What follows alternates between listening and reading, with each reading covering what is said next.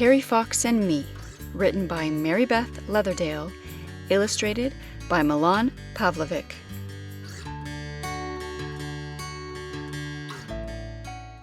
Copyright 2020, Tundra Books.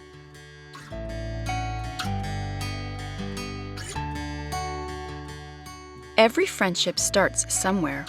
Ours begins at the Maryhill Cobras basketball tryouts in a small city in British Columbia, where two rivers meet and become one.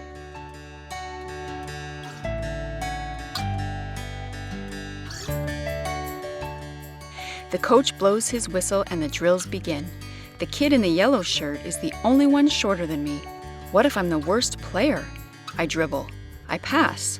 I shoot baskets. I block shots. I make the first string. The short kid is the worst player. His name is Terry Fox. The coach says wrestling might be a better sport for him.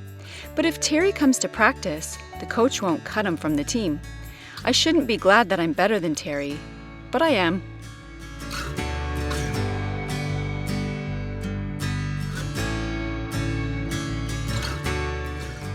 The next day the phone rings. It's Terry. Hi, Doug. Want to play some one-on-one? I need to work on my game. Nah, I can't. I'm busy, I say. I'm not really busy. I just don't want to play with the worst kid on the team. A week later, Terry's still calling. This guy won't give up. And I like to win, so I say yes.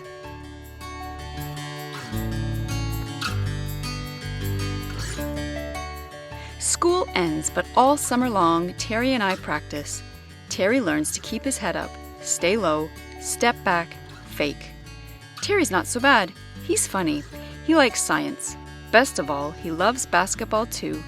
Even though I beat him every game, he never complains. By the time school starts, Terry is good enough to be on the roster, one of the 12 best players on the team, and I have a new best friend.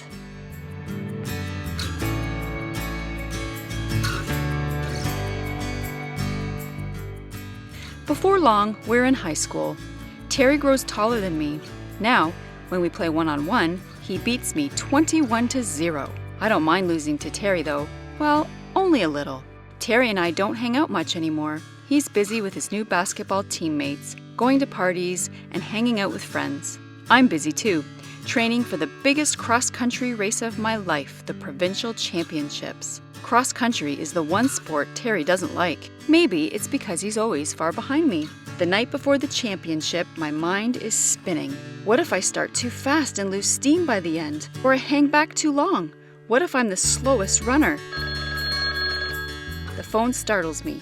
It's Terry. Good luck tomorrow, he says. Just do your best, Doug. One step at a time. All through the race, Terry's voice echoes in my head. I win the second place medal.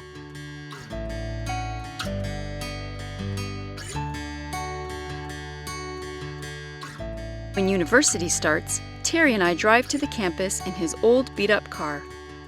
Over the rattle of the muffler, he tells me his knee is hurting, probably from basketball practice on the hard gym floor.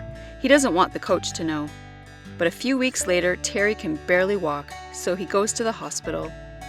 When I visit Terry the next day, I see tears rolling down his face. He has a rare type of cancer. They're going to amputate his leg.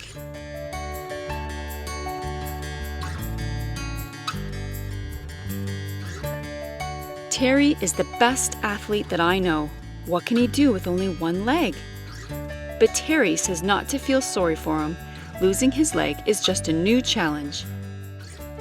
After his operation, he shows me a magazine article about a guy with one leg who ran the New York City Marathon. Maybe I'll run across Canada, he says. I believe him.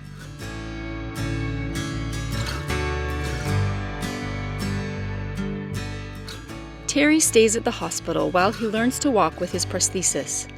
He looks like the bionic man, all fiberglass and steel where the rest of his leg used to be. At first, Terry practices walking with 2 crutches, then 1 crutch, then just a cane. One day, when I'm bringing him some schoolwork, he surprises me at the elevator, empty hands raised in victory. "How did you walk here?" I ask. "One step at a time," he says with a grin.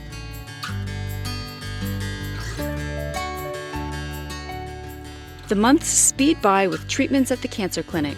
As soon as Terry is finished with the treatments, he starts weight training to build his strength. Playing wheelchair basketball helps too. Sometimes we race up the pine tree-covered mountain, Terry in his wheelchair and me on foot. I always give him a head start. He says hearing my footsteps behind him makes him push harder. Seeing Terry in front of me makes me push harder too. Terry tells me a secret. He wants to run across Canada to raise money for cancer research. Will you help me train? I tell him to start slow, run a little farther each day, give his body time to recover. In a year or two, he'll be ready. But it's not just Terry's body that has to adapt to running. His artificial leg does too. Terry and his prosthetist, a person who makes artificial limbs, get to work. They start with a regular artificial leg for walking, fiberglass bucket, metal shaft, springs, gears, foot made of wood and rubber. They add special parts for running, steel hinge for the knee, belt to attach the leg, elastic strap to pull the leg forward. Still, the heavy artificial leg moves too slowly, so Terry adjusts his gait, 2 steps with his good leg, and while his artificial leg swings forward.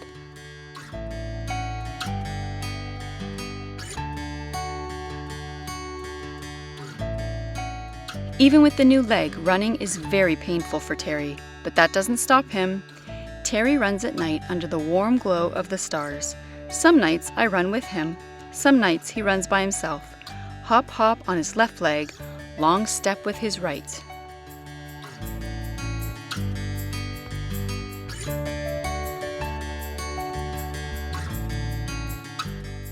By the end of the summer, Terry is running 8 kilometers a day. I ask him if he wants to enter a race with me. When he tells me to enter him in the shorter distance, I push him.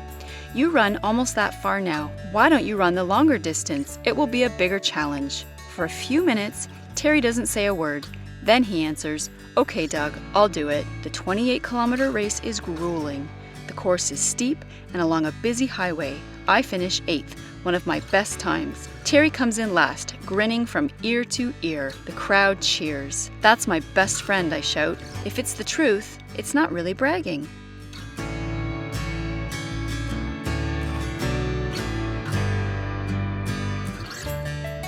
We begin planning for Terry's cross-country run.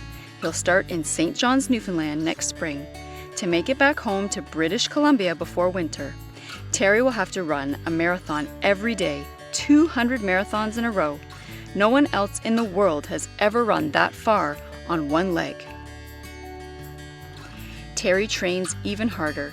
Every day he runs. He never thinks about how far he has to go. He just takes one step at a time. To the corner, to the stop sign, to the tree. Nothing will stop him from running. Not the flu, not the blisters, not his leg bleeding. When I try to convince him to take a day off to rest his injuries, he gets mad.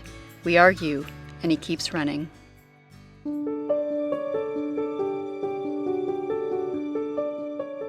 A few months before the run, I start to have second thoughts.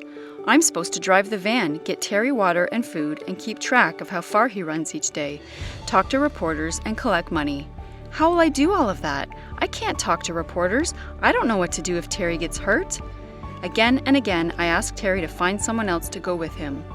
Soon, Terry loses patience with me. He stomps toward me. "You're my best friend. You have to go with me. Remember, take it one step at a time." Terry looks so different now, strong and powerful. If Terry can do this, I can do this.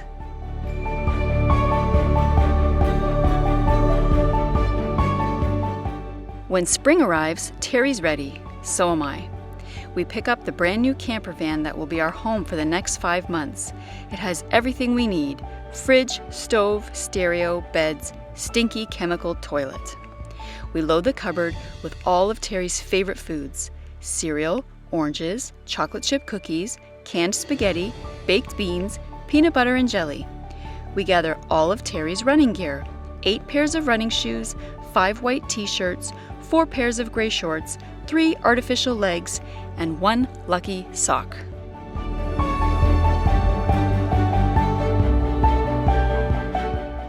Our great adventure begins in a large city in Newfoundland where the island coastline meets the strong, rolling tides. Side by side, we stand on the rocky shore. Terry dips his artificial leg into the swirling water. He turns to look up at the steep hill ahead. "Just do your best, Terry," I smile, "one step at a time." Then he starts to run.